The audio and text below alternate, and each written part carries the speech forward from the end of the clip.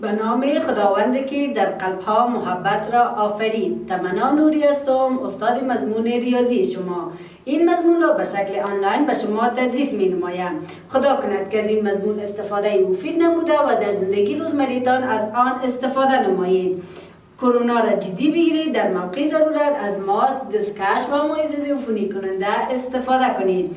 مضمون ریاضی بود شاگرد عزیز که در مضمون ریاضی عدد و یا هم نمبر می خواندیم که در درس گذشته کدام نمبر خوانده بودیم؟ صفحه 17 کتاب شما نمبر 0 1 2 را خوانده بودیم که هم اسپیلش بر شما کار کردیم. یک بار درس گذشته را براتون مرور میکنیم، بعدا باز درس جدید به خیر شروع میکنیم. درس گذشته ما چی بود؟ عدد 0 را خوانده بودیم، 1 و 2 را خوانده بودیم که 0 به انگلیسی چی میگفتیم؟ 0 چی را میگفتیم؟ 0 که از جمله اعداد چی بود؟ از جمله اعداد یک رقمی بودن. 1 O-N-E 1 2 یعنی 2.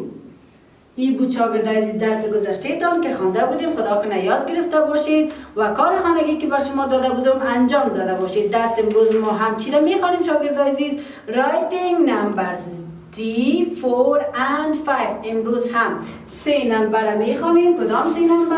عدد 3 را، 4 و 5 را میخوانیم. طریقه نوشتنش یاد میگیریم. هدف درس ما چی است؟ طریقه نوشتن همین 3 عدد میباشه، تلفظش و اسپیلش که میبینیم چه قسم اسپیل میشه. شاگرد عزیز کدام عدد میخوانیم؟ عدد 3 را. ببینید شاگرد عزیز 3 پشت 3 عدد 4 پشت 4 کدام عدد است؟ عدد 5 است که طریقه عدد چی است؟ نمبر و طریقه عددی هستند. طریقه اسپیلش چه قسم است شاگرد عزیز؟ اسپیل و یا هم حروف که برش میگیم 3 را چه قسم نوشته میگیم؟ T H R E 4. اسپیلش چه قسم است؟ F O U R 5 F I V E. دیدین شاگرد عزیز که طریقه نوشتن عددی بود و این طریقه نوشتن حروفی و یا هم اسپیل که برش میگیم. این هم 3 خوانده میشه و این هم 3 خوانده میشه، فقط فرقش در نوشتنش است که طریقه نوشتن عددی و این طریقه نوشتن حروفی است. از جمله اعداد چند رقمی هستند؟ از جمله اعداد یک رقمی هستند، یعنی که یک عدد است. از روی تخته بر شما میخوانم همراه با اسپیل و تلفظش متوجه باشید شاگرد عزیز. گفتیم طریقه نوشتن عددی و طریقه نوشتن حروفیش.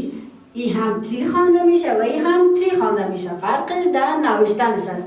3 را ببینید کدام اسپیلش است؟ T H R E T H R E.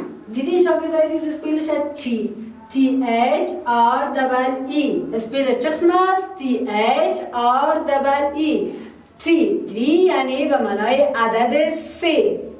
بعد از 3 کدام عدد است؟ عدد 4 F O U R F O U R. بعد از عدد 3 کدام عدد است؟ عدد 4 است که 4 چه قسم میخوانیم شاگرد عزیز؟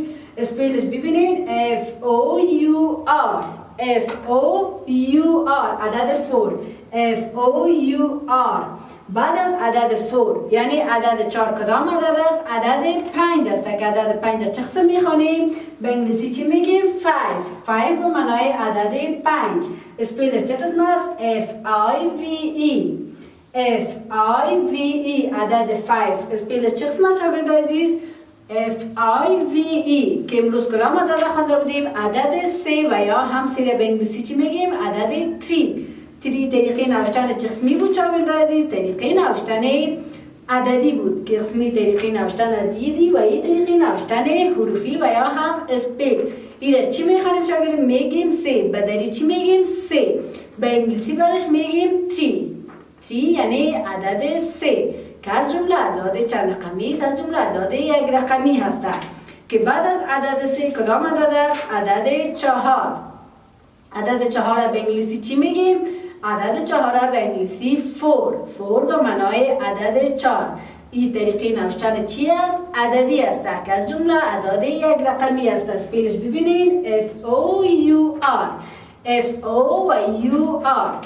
بعد از عدد 4 یعنی 4 کدام عدد است؟ عدد 5. کدام عدد؟ عدد 5 است که طریقه نوشتن چی است؟ عددی است و این طریقه نوشتن حروفی و یا هم اسپیل که برش میگیم شاگرد عزیز. این از جمله اعداد چند رقمی است؟ از جمله اعداد یک رقمی است. چه قسم تلفظ میکنیم به انگلیسی؟ 5 به معنای عدد 5. اسپیلش FIVE. خوش شاگرد عزیز، امروز 3 عدد خواندیم، عدد 3 4 5. در قسمت پایان کتاب شما چی گفته؟ صفحه 18 کتاب شما write the following number. چی کنید؟ میگن نوشته کنید در قسمت پایان عدد داره. بر شما عدد 0 2 3 4 5 داده که از عدد 0 خوانده بودیم در درس گذشته. امروز تا بعد چند خواندیم؟ تا بعد عدد 5 کی عدد داره بر شما خط چی داده؟ به شکل خیره داده. شما این روی پنسل هایتان روشن میکنین تا که درست طریقه نوشتنی امی اعداد چی کنین؟ یاد بگیرین. کار خانگی شما شاگرد عزیز امی 3 عدد که امروز خواندیم در کتابچه هایتان نوشته میکنین و تلفظ عدد همراه اسپلش یاد میگیرین. این بود درس امروزیتان. خدا کنه چیز آموخته باشین. تا درس بعدی شما را با خداوند یکتا.